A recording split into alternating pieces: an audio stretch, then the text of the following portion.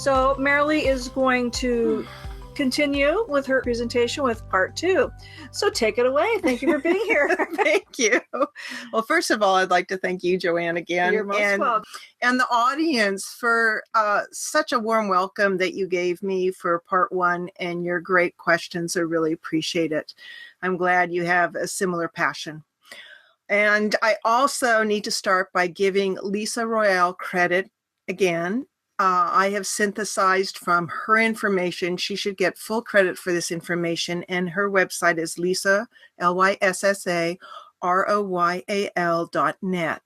And she very generously gave me permission to synthesize and share about the 6 key ancestral species that are directly affecting us even now and contributed to many of our traits, behavioral patterns, and wounds that we inherited both genetically and by being with them, we being humans at the time. So please listen to part 1 if it's any interest for you. And basically in part 1, what I described is a metaphor for my concept of source and part of what I call Earth Mastery game, or this game. I first need to say that by using the name game, in no way do I mean it to be frivolous or insulting for many of us who've had challenges in life. The reason why I use it as a game is it's actually considered that on the other side, so to speak, from the aspect of our higher selves or oversouls or whatever you relate to, because I believe that we are infinite and immortal. We're all volunteers, we're all courageous souls, and we came here to experience what I call Earth Mastery game, which is the unity through diversity and integrating polarities. And how do we do that?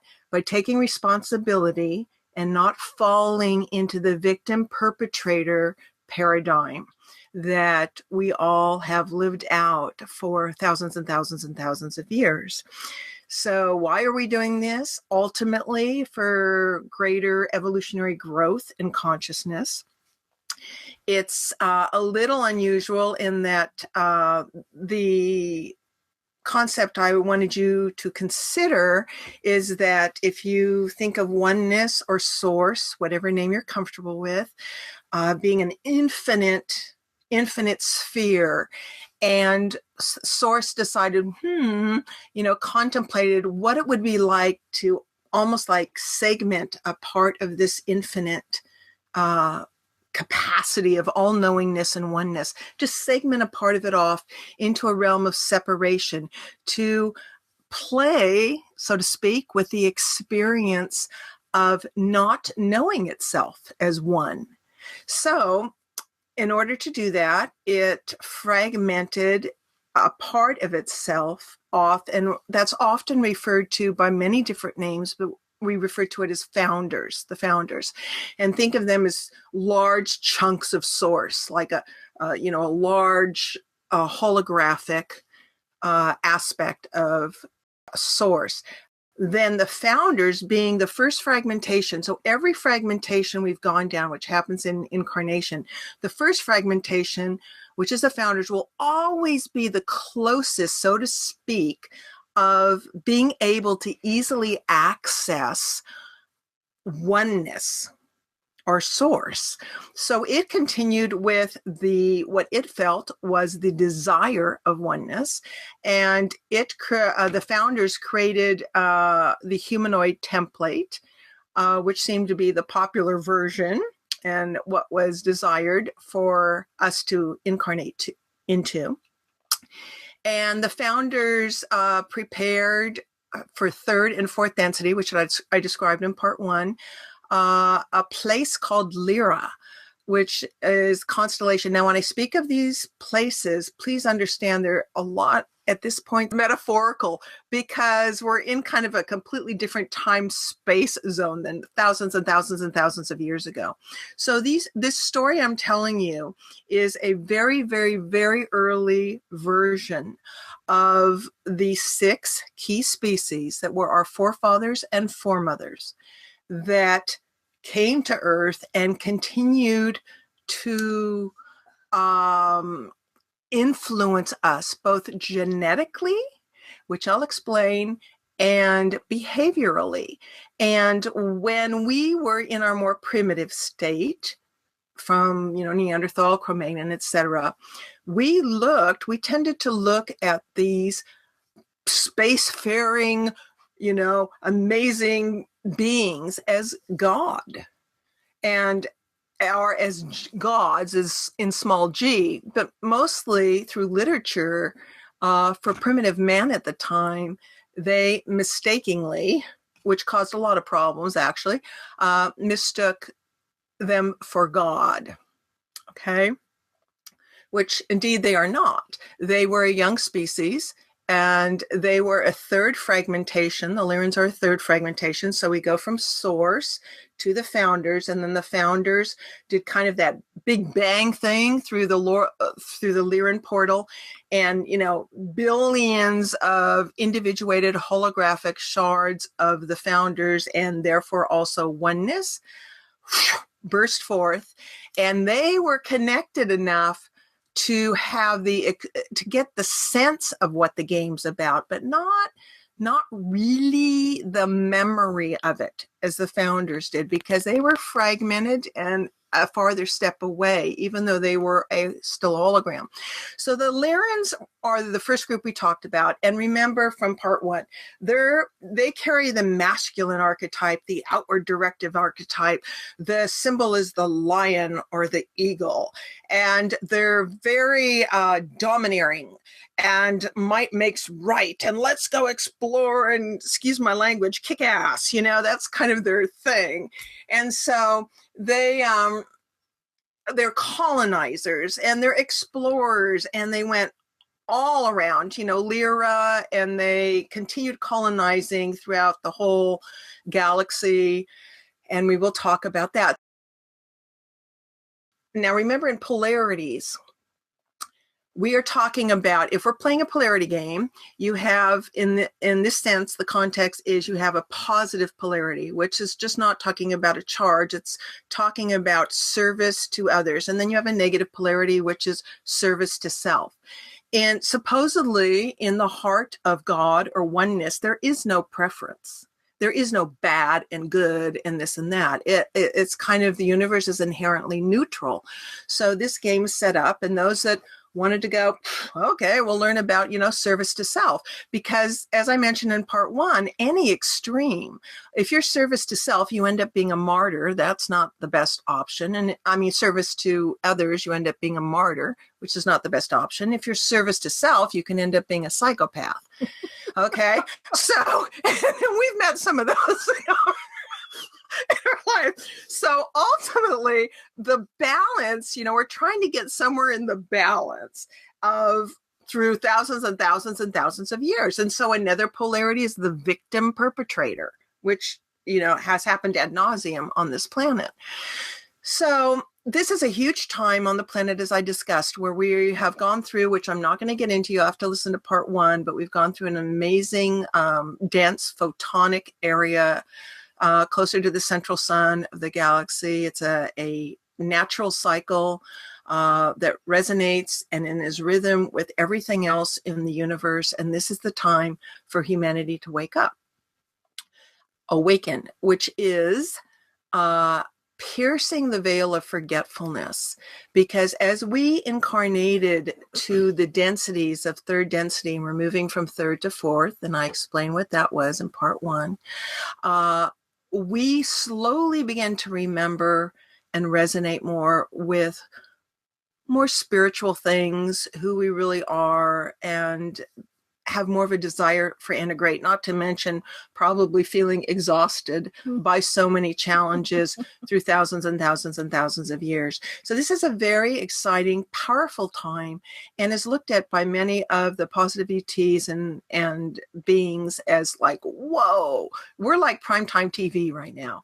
As the world turns, are they going to make it? And so all eyes are on us, and Earth is a major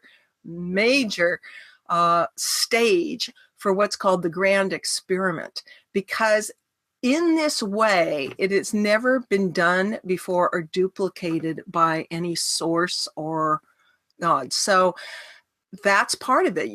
Why play a game when you know all the answers ahead of time? You're not going to evolve that much. So we have a lot of challenges, and I'm very excited about it because I feel very positive about it. And just in the last 5 years, I have seen huge breakthroughs in shows like this, so many shows talking about the hidden truths, real news, what's behind a lot of things. And as you first learn about this, the big thing is to see if you can transform the fear into love. Because initially, you might react with fear. The ego will do that, and the body programming, physical body, will with any new information or expansive information. My question is, in Mark's report about the Iran conference, one of the species is investigating evidence of species that have come here because the indigenous. Well, they're just lots of species have come here and said they have claim to being Earth and have like created humans and stuff. Yes. So is that kind of tied in with? Yes, it's the same species basically, or something. That's a great question, and yes, some of them definitely are. Feel that, okay. And there are some that wanted to believe that they created us, right? And Source creates us. However, we as humans have a tendency in a polarity game to pick one or the other. Right, wrong, male, female, yes, no. And one of those is you either have creationism or you have evolution. It's all of it, plus genetic enhancement and engineering. That is what I've discovered in my research. So a lot of these beings wanted to say that they're the creator of human. They were not the creator, right. But they did. All these groups are direct forefathers and foremothers that did literally get involved, over-involved for a myriad amount of agendas. Okay, because they're learning as they go along too. And I will speak of those. And in part 3, we'll be discussing specifically all the behavioral traits and characteristics each group contributed to the human, how it affected us, and we'll also give you very simple healing tools on how to integrate that in your heart. Yes. Yeah. So I won't just leave you out there dumping all this information. That does tie in a lot with the information that Contessa Leona, the cat, had discovered, that there was no one creator. No. Okay, cool. Oh my gosh. And trust me on this, I'm telling you the 6 main species, but there are hundreds of species that got involved. And at this point, hardly any of us are purebred. There has been so much intermarriage and intermixing. In fact, there's something that is still prevalent today called the Royal House of Lyra and the Royal House of Vega, which got changed into the Royal House of Sirius. And like many of the royalty do on our planet right now, is they got smart and they said, if we're going to balance this integration game, we're going to have to intermarry. And that creates less enemies instead of keep fighting against each other. So this has happened all through history, as you know. Different royal families will marry each other, and it's a way of doing this. This was also true in the ETs. So the other concept I'd love for you to consider is that these ETs are us and we are they. They were playing around with some of the human primitive bodies at the time because they also wanted to have an option to incarnate into human form, because some were very excited about enhancing human form. And I will share with you in part 3, if we have time, what makes us so incredibly unusual and what I call the trump card. And I'm not saying that just because I'm human, because I fully believe I've had many species in lifetimes. So, and I'm sure you have too. But I do believe that all of us are here in this incredible challenge because it is where the action is. It is where the most potential for evolutionary growth is. And we, containing up to 22 different genetic spliced DNA species within us, are the ultimate integration of polarity. Okay. I mean, that's huge. It also makes us slightly psychotic. Well, you know, well, we have the reptilian brain and then we have the mammalian brain, then we have the brain. Okay. So I don't want to get too off base, but that was raptors are our friends. Yes, that was a great question. All right. So moving to the Vegas. So yes. So the wound, the behavioral characteristic of the Lyrans was control by domination, aggressiveness, violent, and passionate. Now, as I talk about the wounds and the characteristics of each of these species, I am sure they will resonate either with qualities or characteristics within yourself or those people you know. Okay? Because we tend to duplicate the behavior of our parents or go to the opposite extreme. So the custodial gods were aggressive, go for it, explorers. What do we do when we get on the moon? Plant a flag, it's ours, right? So it's like, conquering, might makes right, yahoo, very, very aggressive. So the next species is the Pleiadians. And many of you have heard about that who've studied these subjects. And they are kind of extremely polarized to the positive. Okay. Now, to be extremely polarized to one end to the other created major disease and eventual disintegration of bodies, which I will share with you, and society. And they had to learn this the hard way. So just like we do in life, if we're too extreme, one or the other. So the Pleiadians are very positive, and their denial wound was they were in denial of any shadow self of theirs. They were in denial of their grief they had. And especially when the Lyrans blew up their planet in a war, one of their major planets in the Pleiades, which just stunned them.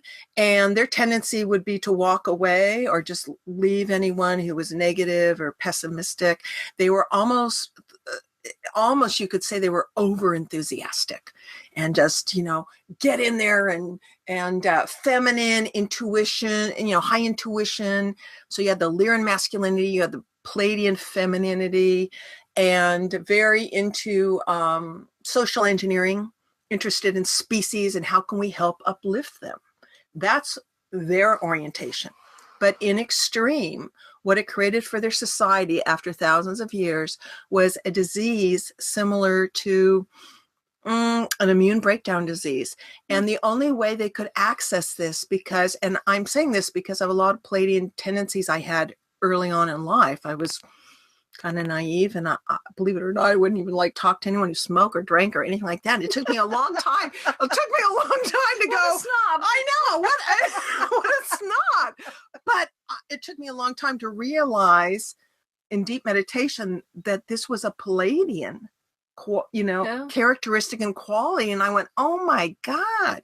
And at that point, then I went, oh, I've been playing the wrong game. The whole thing is for diversity and letting it in. But I was so biased coming in with so many lifetimes as Pleiadian along with others. So you'd be surprised how little aspects of this, even though they're thousands of years old, can still sneak into your everyday life. And one of the points of bringing this out is that when you know the source of your first introduction to these dysfunctions or biases, some that were innocent or agendas, it makes it much more easier, one, to take it less personally, in a certain way, right? And then two, to heal it, because you go, oh my goodness, because you're not only healing for yourself, you're healing for the entire ancestry of your family lineage and galactic lineage. That is one of the destinies of the human race, if you can believe that. Wow. We signed on for a lot. Very courageous souls. So that is in general the Pleiadians. So their thing was, save humans and assist them. Okay, so then we have a question. Yes. So are the Pleiadians still like this today? And are we Great here question. today to clear these karmic traits? Great question. Now, I am telling you the story of Lyssa's research, which basically is how they were when they were a young species. We as humans are considered to have just moved from adolescence to beginning stages of mature. So this is when they were back thousands and thousands and thousands of years ago, colonizing this galaxy. And so they have changed. Yes. So the Pleiadians that first did this would be considered in our present past, so to speak. And for those of you that are familiar with Billy Mayer's contacts, those Pleiadians, Commander Samyase, was in our present past. And so that's a whole nother thing. It gets into time travel and the ability to move through space and time. But one of the interesting things when you're dealing with any species, both politically as your husband does, is are they coming from our quote present or future or our past? Because they learn as they go along, just like we learn as we go along. You don't expect a 10-year-old kid to have the, far-ranging view. And the advanced species, like many of the Andromedans, Arcturians, things like that, they're very neutral. They come in to help, set up grid lines for a planet. They're kind of the cosmic counselors. But like in any elder, there's not going to be that much that ruffles their feathers, and they're going to be really easy. The younger, when we're younger species, we're like, yeah, let's, go do stuff, So there's a purpose to it all, and there's a balance to it all. So that was a great question. So the Pleiadians now are very, very, very sorry for what they did, even though we would consider it fairly positive. And I can get into that more. So a lot of these, in their maturity, thousands of years later, some have gone on to the fifth density at this point. So they have integrated the polarity game, and some are still engaging in the fourth and third because they feel responsible for the hardships and the interference we went with, which was not dealt with, which was evidently not part of the original game. Now, I have to explore this more, but my sensing is the original game for Earth was set up as almost like a zoo planet of massive diversity, and humans would be put on it and see how they did. And there was great promise for a variety of reasons. And they were not to be interfered with. And that was universal law. And evidently, there are some species that don't really care about universal law. Imagine that. Some of us have known kids like that. So the fun thing about this is everything that they went through, we can relate to in our life with people we know, with our family and whatever. So that is a great, great question. And then you were also asking, are we here to clear? Well, that's a great question. And I hope this doesn't get too expansive for you, but we are they are us. And ultimately there's only one being.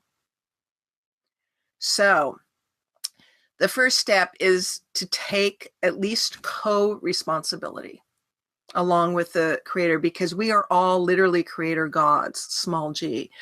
And we are in a place moving from third to fourth density where we will begin to remember this, and our abilities that are God-given, so to speak, that have been latent and in some cases shut off, especially in third density. Nobody can remember anything in third density, but as we move to fourth density, they're going to come online, and things like telepathy, synchronicity, maybe even psychokinesis, clairvoyance, that will happen more, and there'll just be more of a gradual acceptance of all these kind of conversations, talking about soul and things like that. So in terms of karma, That would be a whole different subject because I have a very different take on karma than most. If you are looking at karma from a multidimensional aspect, it's almost a moot point. If you're looking at it from a linear aspect, yes, there's a lot of relevance in it.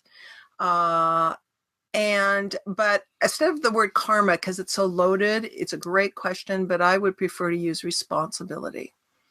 That we take responsibility, because I really firmly believe that many of us were these forefathers and foremothers. Okay? And we've incarnated to play many different roles. It's like an Academy Award winner. Who are the people that win Academy Awards? They're the ones that become the part they're playing. Okay? So living on this planet is a fine line, especially in third density, believing enough in the game or the movie or your part that you're engaged in it, but not so lost in it. But knowing that that's not all you are, that is a fine line. So I don't know if that directly answers your question, but it's a philosophical viewpoint. Shall we move on? Because you've got 4 more species to talk about. Okay. So then we go to the vegans. And they're not ones that are vegetarian. That's not what it means. Now, remember, the Lyrans are the kind of stereotype patriarchal species. The vegans are typically 6 to 7 feet tall, and think of them initially as motherly. They decided, these, and remember, all these species originally come from Lyra. Okay.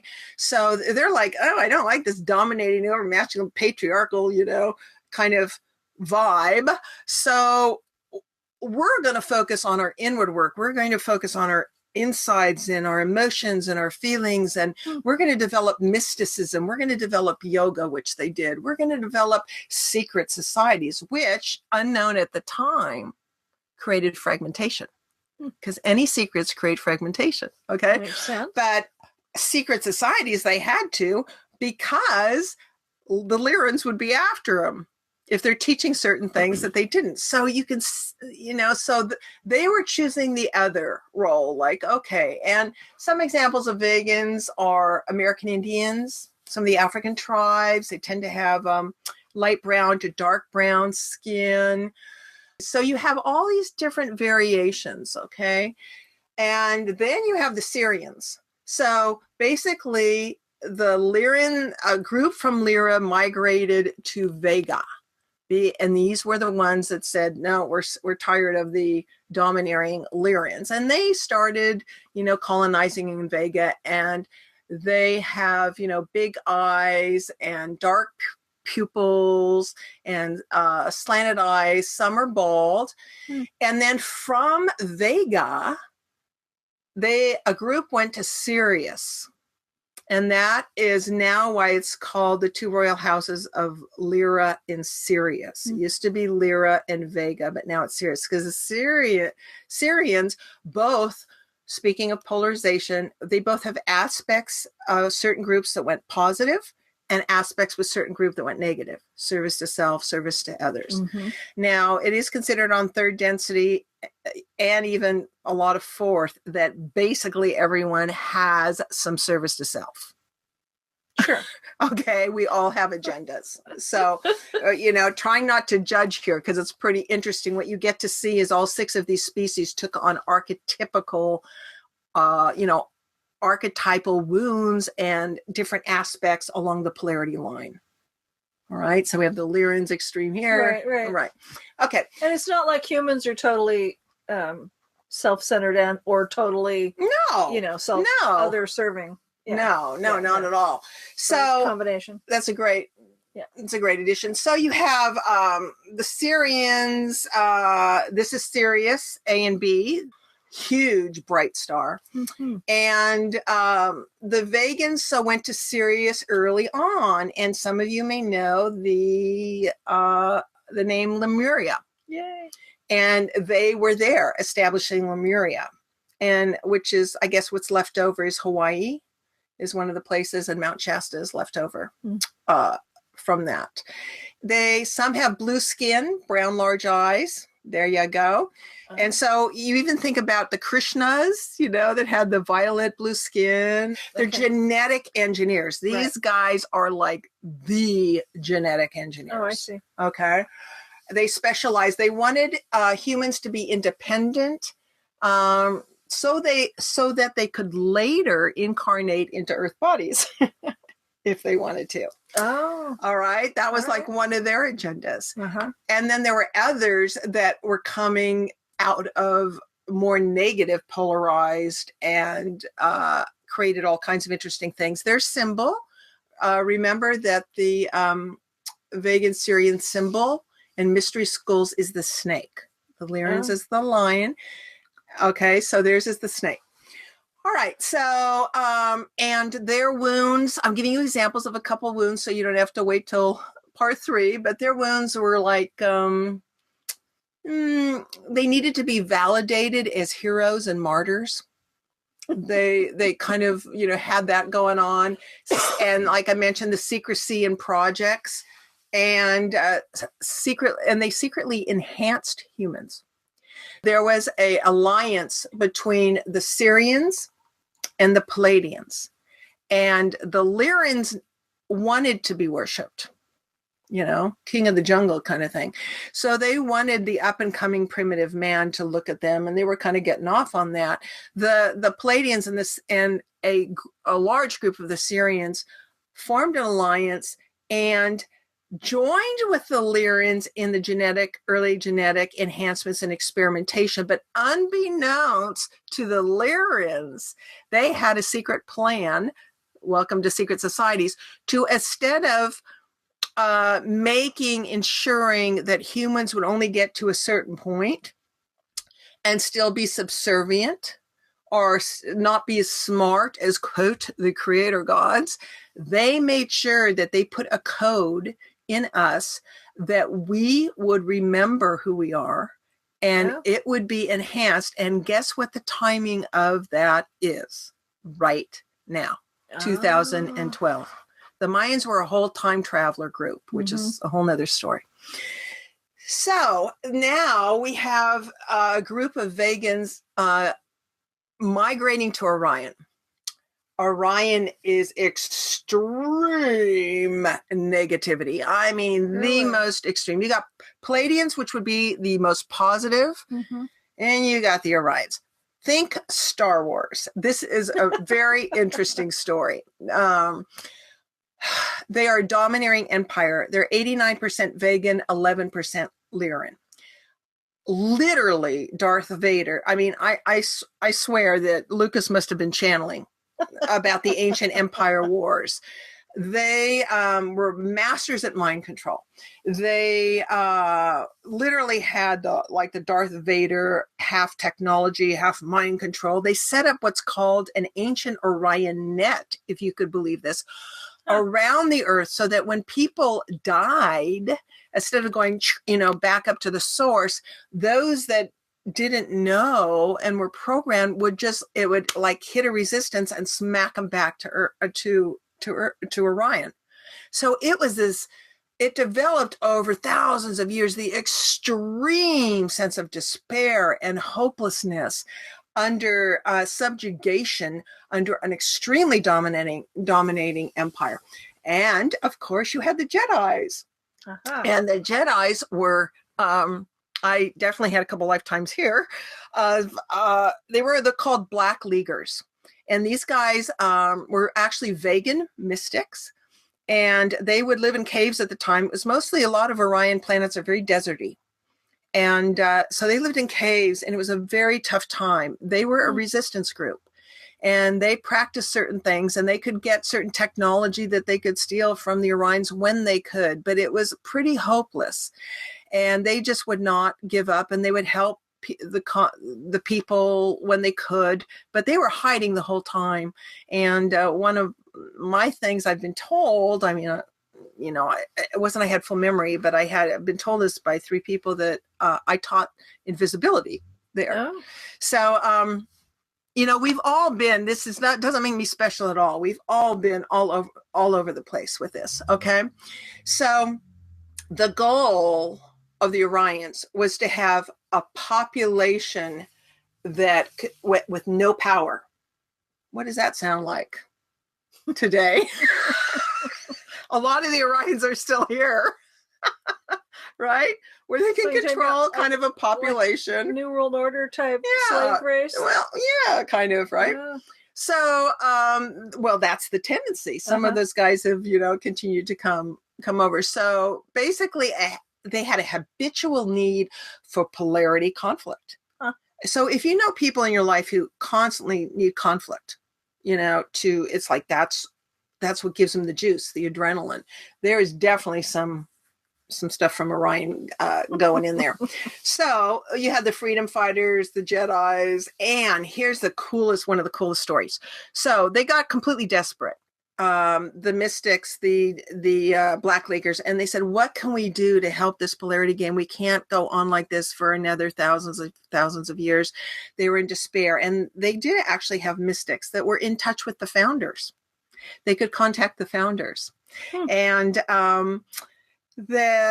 like we have shamans and we have clairvoyants and some psychics that are very good. So they asked, and they received an amazing image which was called the Orion Christ. And so literally what's fascinating is this was like an earlier Jesus story. So they were told that a soul would be willing to come in that was never experienced polarization. So it had a really pure essence to him. And so the Black Leaguers picked a woman and man from their group that they considered the most pure, that were in the caves most of the time teaching. And those were the ones that made it. And they stayed in the caves, completely not dealing with any of the wars outside, in the deserts and stuff. They kept their frequency as pure as they could. And they birthed this being who also stayed in the caves and learned and mystic and had this pure kind of innocence in a way until he was 18 or 19 of our years. And what happened, really briefly, is when he walked out, his energy field was so such that what happened is the extreme polarities just began to disintegrate. And people, this can be explained scientifically. I am not that great of a scientist, so there's a lot of information on that if you want to go to Lyssa Royal's website. It's pretty fascinating. And the people just, it was one of the quickest changes they saw. Now, just segue into the Christ story here, that was repeated because it was thought that it would work at a time when people were very dense, there were extreme polarities, and they were losing consciousness. And the reason why it didn't work to the extent that it did on Orion is we weren't polarized enough. We weren't extreme polarization as Orion had, that level of despair and hopelessness. So they were radical. They were, fanatics. OCD kind of comes from there. That comes from the Vegan ancestry and rationalized. So now we're going from Vega, we go to Zetas. Zetas have done a lot of what's called the abductions. Right. They've been given the wrong name in a certain way. Most of them have been mistaken for Greys doing the abductions. The Zetas have a whole nother thing going on that is hard to understand at first. So I'm going to try and explain it as best I can. They have big heads, small nose, mouth, small ears, bald, 3.5 to 4.5 feet tall, gray to white skin, small frail bodies, large slanted eyes, big heads. Okay. They are not the same as the Greys, which are robotic and cloned and a different kind of thing. And this is the major last species. They lived in a different sector in the universe, and they lived on a planet which is exactly similar to where we are now on Earth. Really? And they called that Apex at the time. This was in our past. And so what happened is those that survived, which was a small number, survived by going underground. which, believe it or not, on this planet, there are many species underground. And it is very common on asteroids and on other planets that civilizations live inside, whether it's hand-built or a natural asteroid. So they went underground. Now, this takes over thousands of years. They were very traumatized. They couldn't go outside because of the high radiation and the destruction and the pollution. And the exposure to that started mutating them so that they became infertile. So their deduction that they made that caused all their problems to almost destroy their entire planet was that they had unbridled emotions. Oh, wow. So at that time, they made the decision to take emotions out of their body. Weird. Okay. Okay. Neurochemicals, things that would cause them to be emotional and erratic. Over time, this is why people say, oh my God, they seem like they don't have much emotion at all. Mm-hmm. Over time, their heads got big because they lived underground and they became genetic masters and amazing scientists because they're trying to find the solutions for themselves. Their emotions got completely damped down. They thought they had eradicated genetically emotions out of their body. That wasn't true. It was just completely, what's the word? Not stagnant, but stasis. Stasis. So pretty soon they couldn't give birth naturally. So then they had to go, oh my gosh, and they had the infertility. So over time, they literally were a dying race. So their shamans at the time, so to speak, wise ones, went deep into contact. So they found out that they had made a big mistake because they started having a disease. Where did we hear that before for the Pleiades? Mm-hmm. They started having a disease that resulted from taking emotions out of their body, so they lost the vitality in their body, because vitality and emotions are very connected. They did not know this, right? Yeah. They didn't know this. So they just thought emotions got us in trouble. Let's just do now. There are beings on this planet like this. I mean, you could say some Asperger's, but you can say top scientists, ones that want to do AI work, all, like those are just, technology and that kind of thing that have closed off hearts and emotions. Huh. So there are variations of that here. So anyway, once they figured that out, they're like, oh my gosh, we got to get that genetics back. We have to find a race that's similar to us. The Zetas traveled, they went outside, they could start breathing again. They spacefared, they came to Earth. So what they did is they realized that the wars that they had had and almost blowing up their planet had sent them to a whole different inner space connection part of the galaxy. Mm-hmm. They finally found us, and there was an actual cosmic genetic agreement.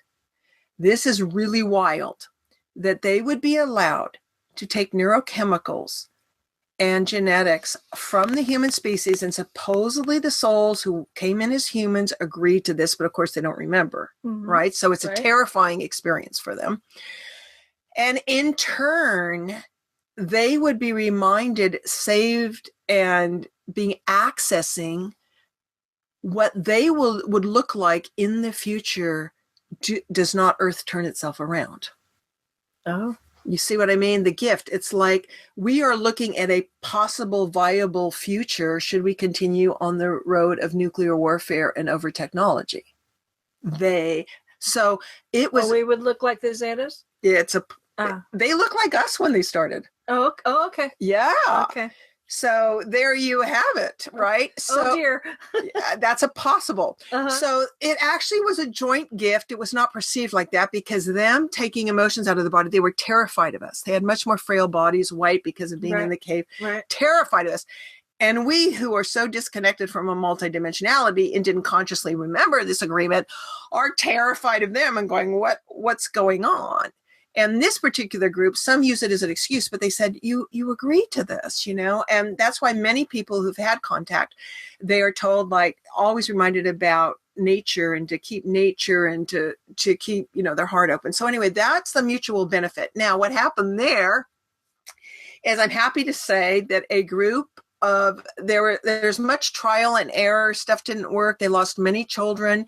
They would have humans that had contributed the genetics for the survival of their species come and nurture the children. They had forgotten how to nurture. Oh, wow. So many of the reports you're hearing were working with this group, not all of them, but working with this group. Now in our present time, they have reached fifth density.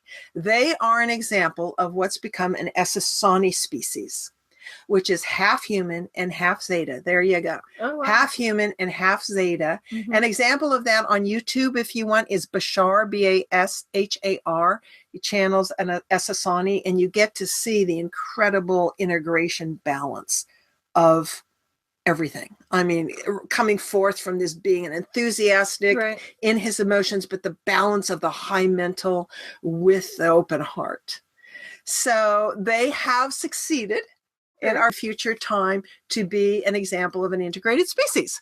Cool. And so then there's one last thing about cetaceans I'd like to read you. In part one, in most of the research I did, I thought that cetaceans, which are whales and dolphins, came from Sirius originally and from Palladians. That's what a lot of the research says. I have since had a correction from Lyssa Royal, because I called her personally and I went, wait a minute. The cetaceans are water humans, and the cetaceans, Mark has access to the 5 oceanic species. Right. And I would love to read just a brief paragraph of what Lyssa responded when I asked, are the cetaceans, did they originate from Earth? Or did they come as an advanced elder species? They literally are called water humans, as an advanced elder species, to hold polarity and integration until we could get there. So she says, the idea of water humanoid or cetacean is one that occurs on many planets, not just Earth. Thus, the same processes of adaptation or genetic engineering that happen to humans is similar with water humans. Of course, there are differences depending upon the planet and the conditions, which create, just like they do for humans, different colors, different skin types based on the gravity and electromagnetics of any planet. The cetacean body on Earth as it is now did not come from somewhere else. There was a template from off-world, much like the humanoid template, that could be considered the original, but is so ancient.